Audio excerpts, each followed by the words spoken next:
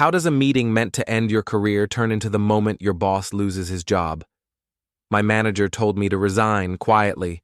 His assistant whispered that he was bluffing, and then I noticed a folder on his desk that wasn't meant for me. I sat back down, because some decisions are only final when the wrong person stands up. The office smelled like burnt coffee and recycled air. Victor Langdon sat across from me, fingers steepled, eyes hard. He wasn't angry. That would have been easier. He was calm, which meant he thought he'd already won. Before we continue, we ask you to hit the hype button, subscribe, and like the video to help the channel grow. Tell us which city you are from in the comments. We would like to get to know our audience better. Grant, I think we both know this conversation has been coming for a while. I didn't respond. I'd learned that silence makes people uncomfortable enough to show their hand. You've been with us, what? 14 years? He didn't wait for confirmation. That's a long time, a good run, but the company's changing. We need people who can adapt, who bring energy to the table. Energy. That was the word they used when they meant younger, cheaper, easier to control. I'm not following, I said. Victor leaned back, spreading his hands like he was being reasonable. Look, I'm not saying you've done anything wrong. You're steady, reliable. But steady doesn't cut it anymore. The board wants innovation. They want bold moves. Bold moves. Like the restructuring plan I'd written last quarter that Victor presented as his own. Like the compliance framework I'd designed 3 years ago that kept us out of a federal audit. Bold moves that somehow always had his name on them when they reached the executive floor. So what are you saying? I'm saying it might be time to think about your next chapter, something quieter, maybe consulting work part-time. You've earned that. Earned, past tense, like I was already gone. You're asking me to resign. I'm suggesting we make this easy for everyone. You leave on good terms, we write a nice reference, and you move on with your dignity intact. Dignity, the word people use when they're about to take everything else from you. I started to stand. Victor's shoulders relaxed. Elaine Porter, his assistant, was stationed by the door, eyes on her tablet. But as I moved, she glanced up. Just for a second. Her lips barely moved. He's bluffing. I froze. Victor didn't notice. He was already reaching for his phone, ready to move on to his next meeting, his next erasure. That's when I saw it, the folder on his desk, thick, labeled, angled just wrong enough that I could read the tab. My name. And underneath it, in smaller print. Termination justification, draft. Not a suggestion, not a conversation. A plan already in motion. Victor looked up, saw me staring. Something else, Grant? I sat back down, his face tightened. I think we're done here. I don't. The air shifted. Elaine's tablet screen went dark. Victor's hand hovered over his phone. Excuse me? You said this was about what's best for everyone. I'd like to understand what that means. Specifically. Grant, don't make this harder than it needs to be. I'm not making anything hard. I'm asking a question. Victor's jaw worked. He wasn't used to being questioned. Not by me. Not by anyone who wasn't already protected by a title or a board seat. You're not performing at the level we need. That's the reality. Based on what? Based on feedback, based on observation, based on the fact that you haven't brought a new idea to the table in 2 years. I almost laughed. New ideas, like the supply chain optimization that saved us $6 million. Like the vendor renegotiation that cut overhead by 18%, like every crisis I'd quietly fixed while Victor took credit in executive meetings. I see. Good. So, we're clear. We're not. Victor's eyes went cold. Grant, I'm trying to do you a favor here. Don't make me do this the other way. What other way? He leaned forward. The way where HR gets involved. Where we document everything, where your performance issues become part of your permanent record. You don't want that. Performance issues, convenient, vague, impossible to disprove without a fight. I think I'd like to see those documents. They're confidential. They're about me. They're company property. I glanced at the folder again. He noticed. His hand moved toward it, covering the label. This meeting is over, Grant. You can leave with a handshake, or you can leave with a security escort. Your choice. I stood. This time I meant it, but I didn't leave. I'll think about what you said. Don't think too long. I walked out. Elaine didn't look at me, but as I passed, she shifted her weight, and her tablet screen lit up again. An email draft. Subject line, Langdon V. Board presentation, confidential. The elevator doors closed. I watched the numbers descend. My reflection stared back at me, blurred and distorted in the metal. 14 years. I'd fixed their problems. I'd kept them compliant. I'd made them money. And Victor Langdon thought I was too steady, too quiet, too easy to erase. He was right about one thing. I was quiet. But quiet wasn't the same as weak. The doors opened. I stepped into the parking garage. The fluorescent lights buzzed overhead. My car sat in the same spot it always did, third row from the entrance, under a concrete beam that dripped rust-colored water when it rained. I got in, started the engine, sat there. Victor thought this was over.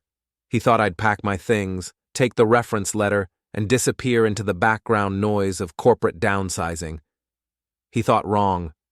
I pulled out my phone, scrolled through my contacts, found the name I needed. Martin Kessler, Internal Compliance Officer. We'd worked together 5 years ago on a regulatory audit. He owed me nothing, but he respected process. And process was about to matter. I didn't call, not yet. But I saved the number to my favorites. Then I drove home. The house was dark when I got there. My wife was visiting her sister upstate. It was just me, the hum of the refrigerator, and the sound of my own breathing. I stood in the kitchen, poured a glass of water, didn't drink it. 14 years. People think time builds loyalty. It doesn't. It builds assumptions. Assumptions that you'll stay quiet, stay grateful, stay in your lane. I'd stayed in my lane so long they forgot I helped build the road. My first year at the company, I was 33. Hungry, eager. I worked weekends. I fixed problems no one else wanted to touch. I learned the systems, the contracts, the regulatory frameworks that kept everything running. Victor Langdon was just a regional manager back then. Loud, confident, good at taking credit. I didn't mind. I thought competence would speak for itself. It didn't. By year 3, Victor was promoted to senior management. I was still an analyst. He started calling me into meetings, asking for my input, then presenting my solutions as his own insights. Grant helped with some of the research, he'd say. Sometimes. By year 5, I stopped expecting credit. I focused on the work. The work mattered. That's what I told myself. By year 7, younger hires were getting promotions I should have had. Victor would shrug, say things like, "They've got that spark, you know? That drive." I had drive. I just didn't perform it. By year 10, I was a joke. Not openly, but in the way people smiled when they saw me, the way they assigned me maintenance tasks instead of strategic projects, the way they stopped inviting me to planning sessions. Grant's solid, they'd say. Steady. Steady meant obsolete. I opened my laptop, logged into the company server. My access was still active, for now. I started pulling files, contracts I'd drafted, compliance memos I'd written, project reports where my name appeared in the metadata, but not the cover page. I wasn't looking for revenge. Not yet. I was looking for proof. 2 hours later, I had a timeline, a pattern, a story. Every major win Victor had claimed in the last 8 years traced back to my work. Not all of it, but enough. Enough that if someone looked closely, they'd see the ghost of my fingerprints on every executive summary, every board presentation, every strategic pivot. I leaned back, rubbed my eyes. This wasn't enough. Not yet. Victor could argue collaboration, delegation, team effort. He'd smile, shrug, say, "Grant's great, but let's not pretend he was doing this alone." I needed more. I needed the thing he couldn't explain away. The next morning, I arrived at the office early. The cubicle rows were empty. The fluorescent lights hummed. Somewhere a printer choked on a jammed page. I sat down, logged in, opened my email. 347 unread messages, most of them noise, meeting invites, policy updates, newsletters no one read. But buried in the clutter was something else. An email from Elaine Porter, sent 2 weeks ago. Subject line: FW, budget reallocation, confidential. I opened it. The body was brief, just a forward, no commentary, but the attachment was a spreadsheet. Budget projections for the next fiscal year. My department's line items were highlighted in red: reduction, restructuring, redundancy. My position wasn't just being eliminated, it was being absorbed, redistributed, erased, and at the bottom of the sheet, in a comment bubble barely visible unless you knew to look. Langdon approved. Proceed quietly. I stared at the screen. Victor hadn't decided to push me out this week. He'd decided months ago. The meeting yesterday wasn't a conversation. It was a formality, a courtesy, a chance for me to leave with my dignity intact before he took it from me anyway. I forwarded the email to my personal account, deleted the forward from my sent folder, cleared my trash. Then I stood up and walked to the coffee shop across the street. Owen Pike was already there, mid-40s, IT infrastructure, one of the few people who still treated me like I existed. He waved me over. "You look like someone just told you Christmas is canceled," he said. I sat down, ordered black coffee, waited until the barista moved away. "Victor's trying to force me out." Owen's smile faded. "When?" "Yesterday. He framed it like a suggestion, but he's already got my termination paperwork drafted." "You saw it?" "I saw the folder." Owen leaned back. "That's cold, even for him. He thinks I'll just leave, that I won't fight. Will you?" I didn't answer right away. I sipped my coffee. It was too hot, too bitter. Perfect. "I don't know yet." Owen watched me. He was smart enough not to push. "If you do fight," he said, "you're going to need more than a folder. You're going to need something they can't spin." "I know." "Do you have it?" "Not yet." He nodded, finished his coffee, stood up. "Good luck, Grant. And for what it's worth, you've been carrying that department longer than anyone wants to admit." He left. I sat there a while longer. The thing about being underestimated is that people stop watching you. They stop checking your work. They stop worrying about what you know. They forget you're still in the room. That night I sat in my home office. The room was small, cluttered with old files and manuals I'd never thrown away. I pulled out a box from the closet. Documents I'd saved over the years, not because I thought I'd need them, just because I didn't trust the company's servers to keep them.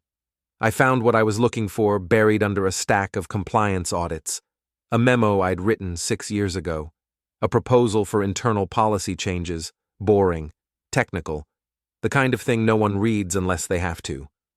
But buried in Section 4, subsection C, was a clause I'd drafted, a clause about executive accountability, about documentation requirements for personnel decisions, about mandatory review processes. The clause had been adopted, quietly, without fanfare, and Victor Langdon had just violated it. The HR hallway smelled like new carpet and passive aggression.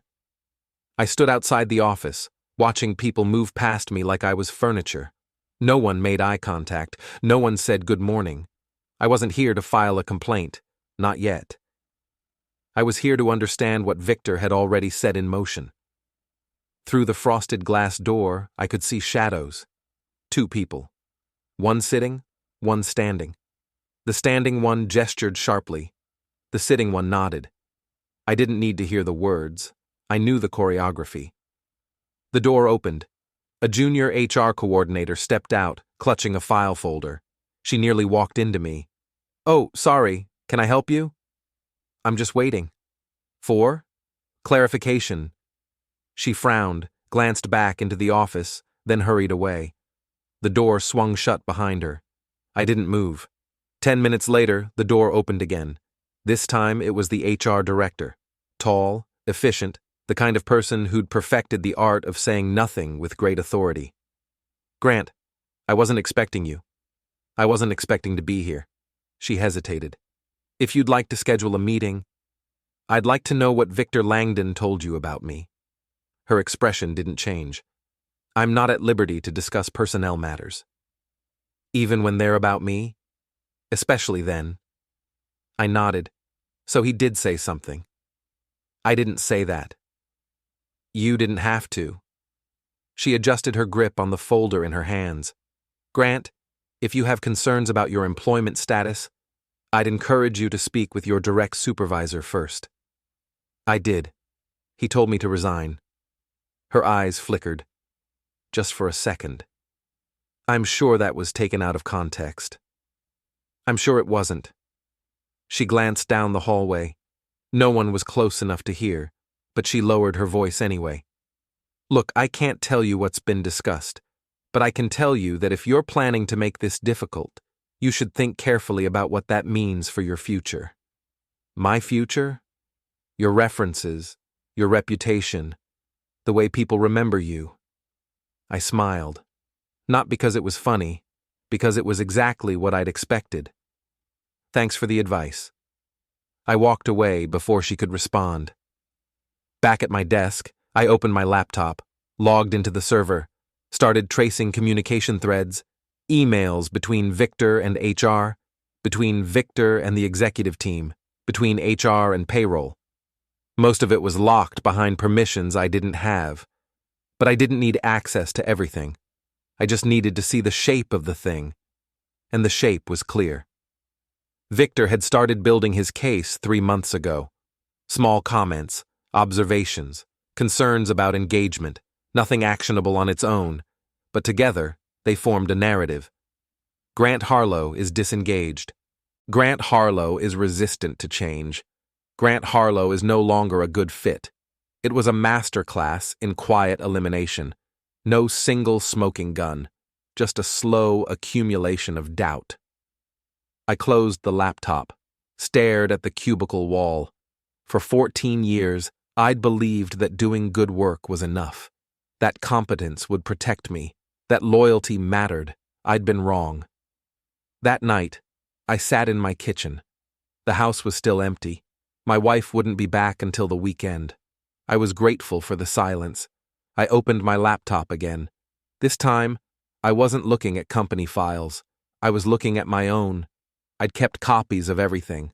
Not because I was paranoid, because I was careful. Every contract I'd drafted, every compliance memo I'd written, every email where I'd flagged a problem before it became a crisis.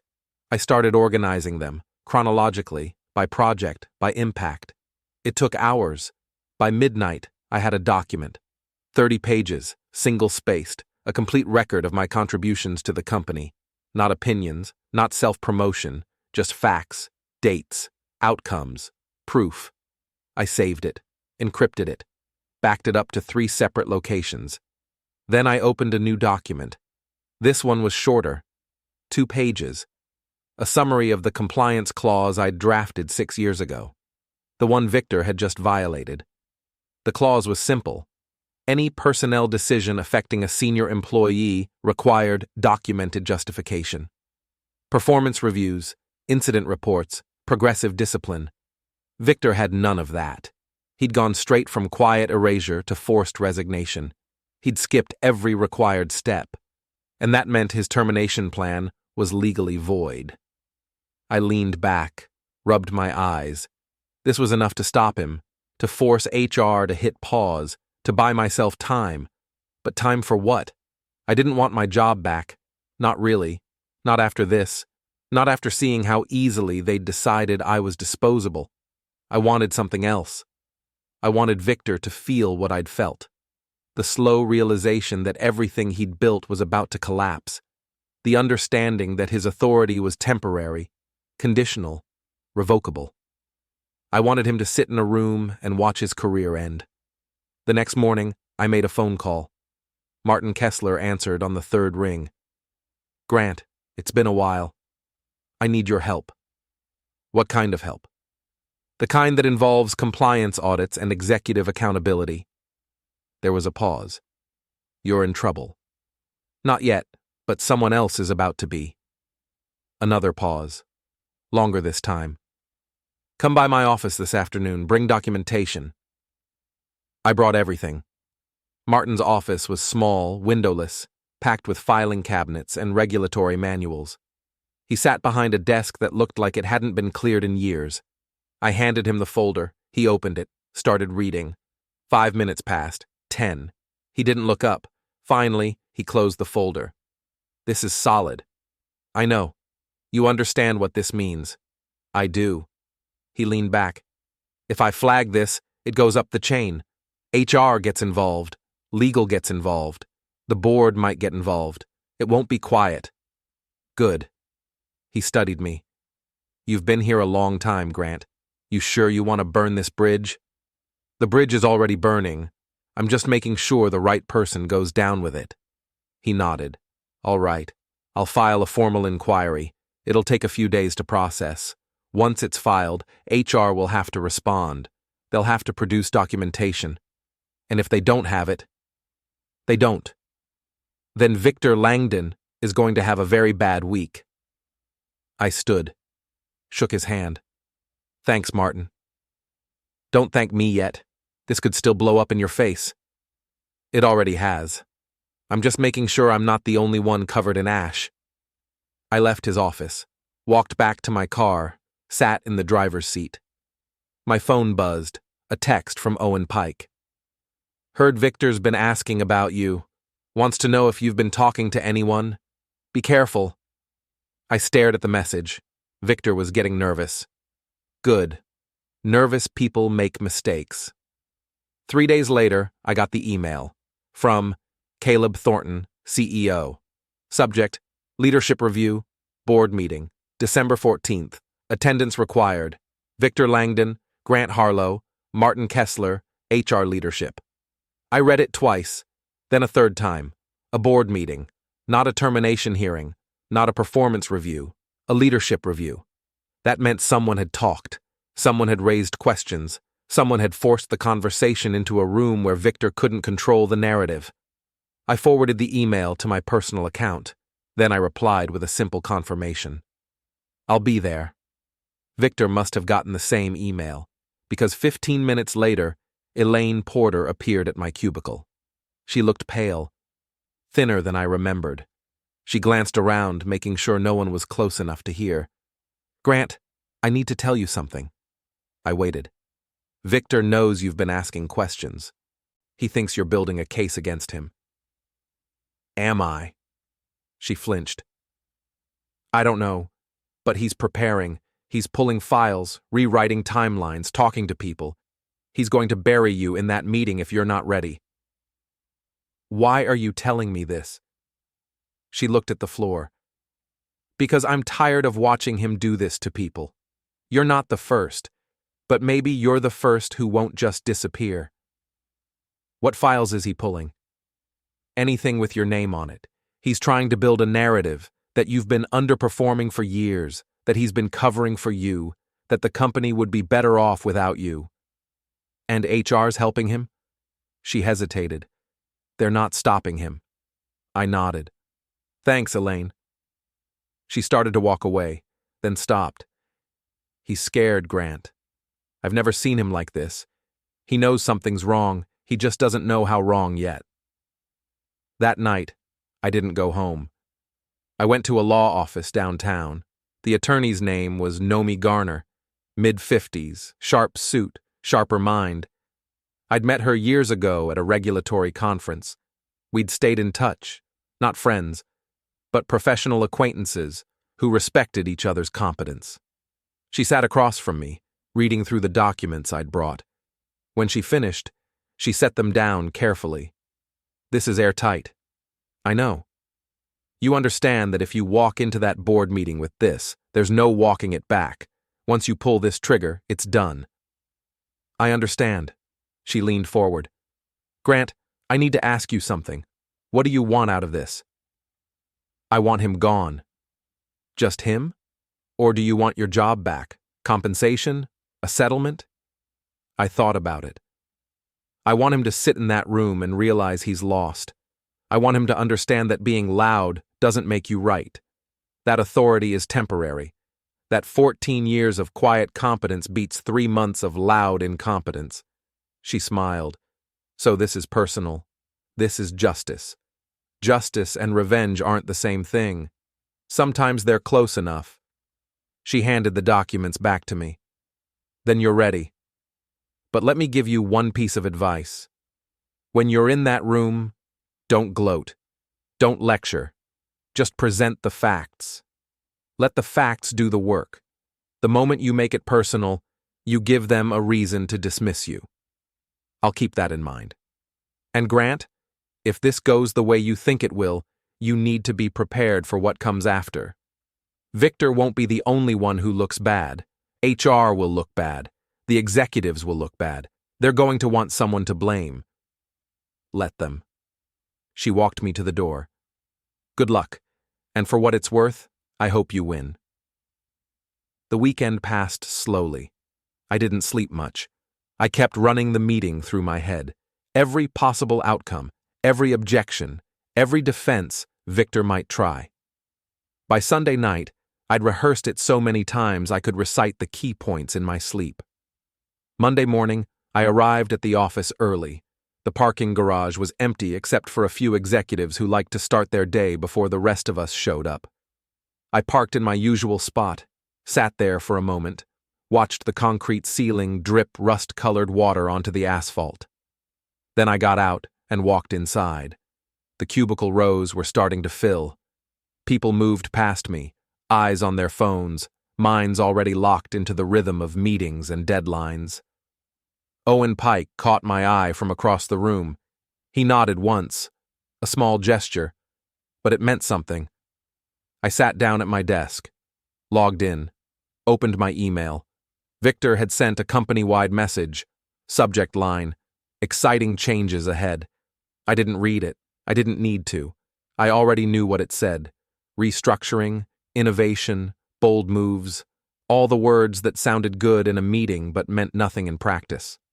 My phone buzzed. A text from Martin Kessler. Board meeting moved up to 2 p.m. Be ready. I replied with a thumbs up. Then I opened the folder on my desktop, the one labeled Evidence. I'd organized everything into 3 categories: authorship records, compliance violations, misrepresentations. Each category had subcategories. Each subcategory had documentation, dates, screenshots, metadata. It was more than enough. At 1:30, I stood up, walked to the elevator, rode it to the executive floor. The hallway was quiet, carpeted, lined with abstract art that probably cost more than my annual salary. I walked to the boardroom, stopped outside the door. Through the frosted glass, I could see shapes, people already seated, waiting. I checked my watch. 1:55, 5 minutes. I took a breath. Not because I was nervous, because I wanted to remember this moment. The moment before everything changed. Then I opened the door and walked in. The boardroom was colder than I expected. Not temperature, atmosphere, the kind of cold that comes from knowing everyone in the room has already decided how the story ends. Victor sat at the head of the table, confident, relaxed. He'd dressed for the occasion. Navy suit, red tie, the uniform of authority. Caleb Thornton, the CEO, sat opposite him.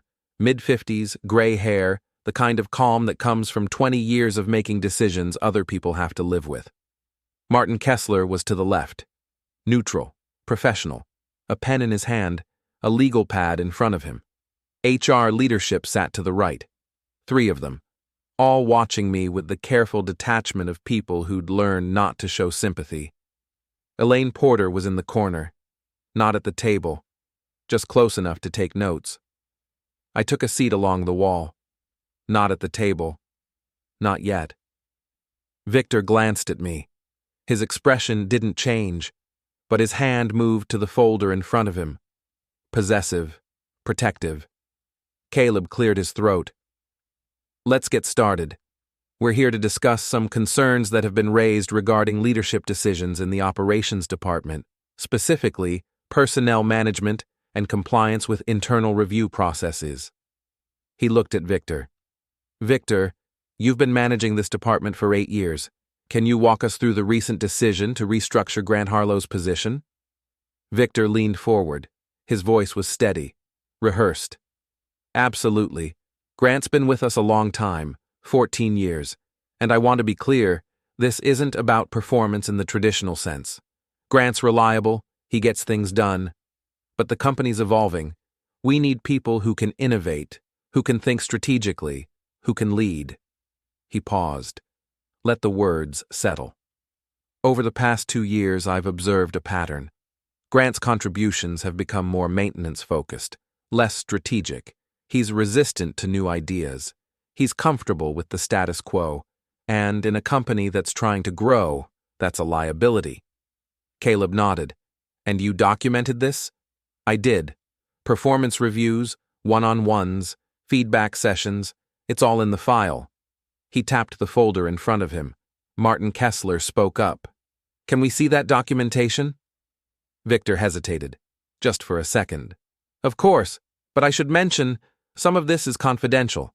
Personnel matters. We're in a confidential setting, Martin said, and this is a formal review. Documentation is required. Victor's jaw tightened, but he slid the folder across the table. Martin opened it, started reading. His expression didn't change, but his pen moved, making notes, marking sections. 2 minutes passed. 3. Finally, Martin looked up. Victor, this folder contains a termination justification draft, budget reallocation notes, and a memo to HR recommending immediate removal. What it doesn't contain is performance documentation, no reviews, no incident reports, no progressive discipline. Victor's face hardened. Those are in separate files. Can you provide them? They're in HR's system. Martin turned to the HR director. Do you have performance documentation for Grant Harlow? She glanced at Victor, then at Caleb. We have standard annual reviews, but nothing recent, nothing that would justify immediate termination. Caleb leaned back. Victor, this doesn't look good. With all due respect, Caleb, I don't need a paper trail to know when someone isn't performing. I've been managing this department for 8 years. I know what I'm doing. That's not how this works, Martin said. You know the policy. You helped approve it. Victor's eyes narrowed. What policy? Section 4, subsection C of the Internal Accountability Framework. Personnel decisions affecting senior employees require documented justification. You wrote the implementation guidelines yourself. That wasn't true. I'd written them, but Victor had signed off on them, which meant he was responsible. Victor looked at me, really looked at me, for the first time since I'd walked into the room. This is about you, isn't it? I didn't respond. Caleb raised a hand. Victor, let's stay focused. Grant, do you have anything you'd like to add? I stood, walked to the table, set down a folder of my own. I do. Victor's expression shifted, from confidence to suspicion to something that looked like fear.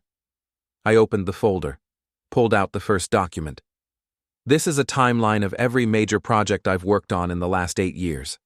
Contract negotiations, compliance frameworks, strategic restructuring plans. All of them resulted in significant cost savings or risk mitigation. I slid it across the table. This second document shows authorship records, metadata from company servers, emails, draft files. Every document in that first timeline traces back to my work. I pulled out another page. This third document is a comparison. Every executive summary Victor presented to the board in the last 5 years, and the original drafts I wrote that those summaries were based on. Caleb picked up the pages, started reading. The room was silent. Victor tried to speak. Grant, this is collaborative work. I never said you weren't involved. You said I wasn't strategic, I interrupted. You said I was maintenance-focused. You said I was a liability. I pulled out the final document. This is a copy of the compliance clause I drafted 6 years ago. The one that requires documented justification for personnel decisions. The one you violated when you tried to force me out without due process. I said it in front of Caleb. You can check the authorship records. I wrote that clause. Victor approved it, and then he ignored it. Caleb looked at Victor. Is this true? Victor opened his mouth, closed it, opened it again. I was acting in the best interest of the company. That's not an answer. Martin Kessler leaned forward. Victor, you've violated internal policy. You've misrepresented employee contributions. And you've attempted to terminate a senior employee without cause or documentation. Any one of those would be grounds for disciplinary action, all three together. I was doing my job, Victor said. His voice was louder now, defensive. Grant's been coasting for years. Everyone knows it. I was just the one willing to do something about it. Everyone knows it? Caleb repeated. Then where's the documentation? Where are the complaints? Where's the evidence? Victor didn't answer. Caleb stood. Victor, step outside. I need to speak with the board privately. Caleb, this is... Step outside. Victor looked around the room, looking for an ally, looking for someone to back him up. No one moved. He stood, slowly. His chair scraped against the floor.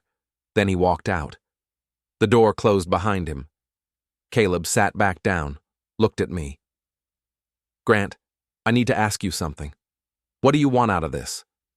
I'd been asked that question before, by the attorney, by myself. But sitting in that room, with the evidence laid out in front of me, the answer felt different. I want accountability. Caleb nodded. You'll have it. He looked at Martin. File a formal investigation, full audit of Victor's management decisions. If we find more violations, he's done. Martin nodded, made a note. Caleb looked at HR. Draft a suspension notice, effective immediately. Victor doesn't come back until this is resolved. The HR director hesitated. And if the investigation confirms what Grant's presented? Then we terminate. With cause.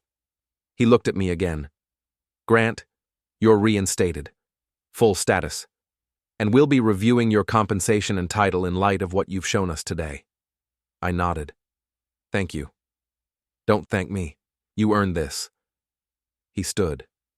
The meeting was over. I walked out of the boardroom, into the hallway. Victor was standing by the window, staring out at the city below. He turned when he heard me. You think you've won, he said. I didn't respond. You think this changes anything, but it doesn't. People like you don't win. You just survive. I walked past him, stopped at the elevator. You're right, I said. People like me survive. People like you don't. The elevator doors opened. I stepped inside. The next morning, I arrived at the office to find Victor's parking spot empty. His office was dark. The door was closed. A small cardboard box sat outside, filled with personal items. A coffee mug, a picture frame, a desk calendar that still showed last month. I walked past it. Didn't stop to look. People noticed. Of course they did. Victor Langdon didn't just disappear. He was too loud, too visible, too embedded in the daily noise of the company. But he was gone. By mid-morning, the whispers started. Quiet conversations in the break room, glances at my cubicle, questions no one wanted to ask directly. Owen Pike walked by, dropped a note on my desk. Coffee later? I nodded. At lunch, Elaine Porter appeared. She didn't sit, just stood at the edge of my cubicle, clutching a folder. I wanted to say thank you. For what? For not mentioning my name in the meeting. You could have. You could have said I told you things, but you didn't. You helped me, I said. That's not something I'd repay by throwing you under. She nodded. Her eyes were red, like she hadn't slept. He's gone, isn't he? Suspended, pending investigation. He won't survive it. No, he won't. She looked at the folder in her hands. I've been his assistant for 4 years. I watched him do this to 3 other people before you. I never said anything. I just kept my head down and did my job. You said something this time. Too late. Not for me. She set the folder on my desk. This is everything I kept. Notes, emails, drafts, things he told me to delete, but I didn't. I don't know if you need it. But if you do, it's yours. She walked away before I could respond. I opened the folder. Inside were dozens of documents, termination drafts, budget cuts, emails to HR where Victor recommended removing people without cause. It was worse than I'd thought.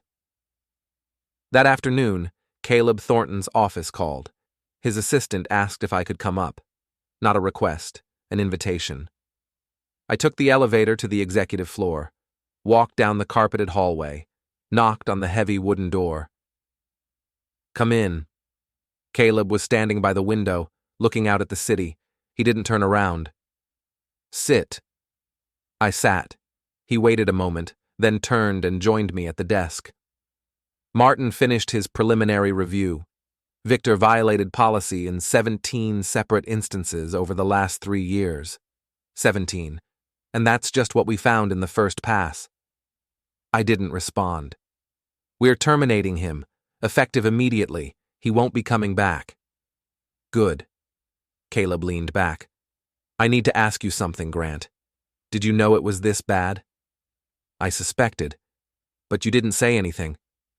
Would anyone have listened? He didn't answer right away. He knew the truth. I'd been invisible for so long that even if I'd spoken up, the words would have fallen on deaf ears.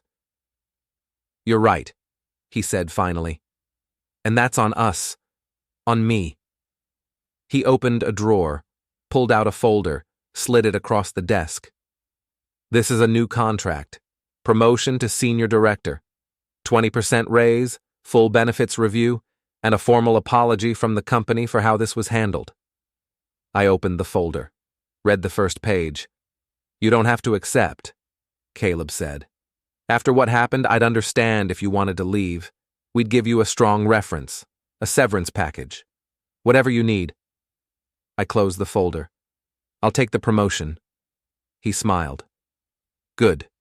We need people like you. People who care about getting it right. I stood. Shook his hand. Thank you. Don't thank me.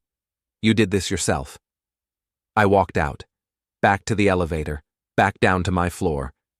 The cubicle rows felt different now. Like I was seeing them for the first time. All the people moving through their routines. Fixing problems. Getting things done. Invisible until something went wrong. I sat down at my desk. Opened my email. There was a message from Victor. Sent 2 hours ago. Subject line. You win. I opened it. The body was short. Congratulations, Grant. You got what you wanted. I hope it was worth it. I didn't reply. I deleted the email, emptied my trash, closed my laptop. Then I walked to the parking garage. My car sat in the same spot. 3rd row from the entrance, under the concrete beam that dripped rust-colored water. I got in, started the engine. But I didn't leave. I sat there, thinking about the last 2 weeks, the meeting, the folder, the moment I'd decided to sit back down.